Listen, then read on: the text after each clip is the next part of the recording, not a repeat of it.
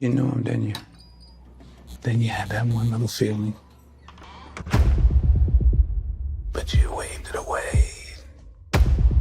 You should have listened to that one little feeling. Just like I'm listening to you now.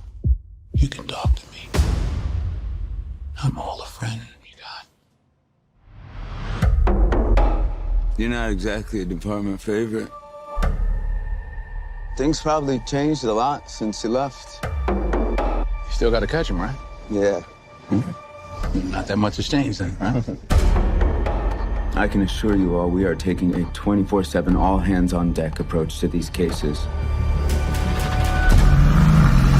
Guy's a shark. If he stops, he dies. He likes to drive. Probably has a decent car, maybe two. High mileage.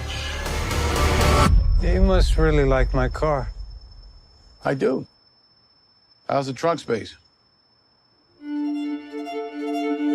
Something I gotta know. How's a guy with the best clearance rate in the department work 15 years without a promotion?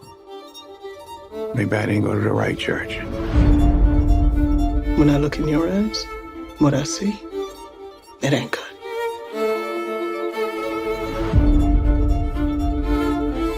He knew all the details, but he wasn't within 10 miles of the killing.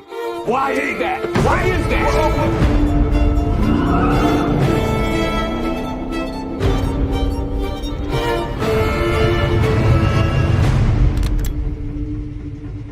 How's the trunk space?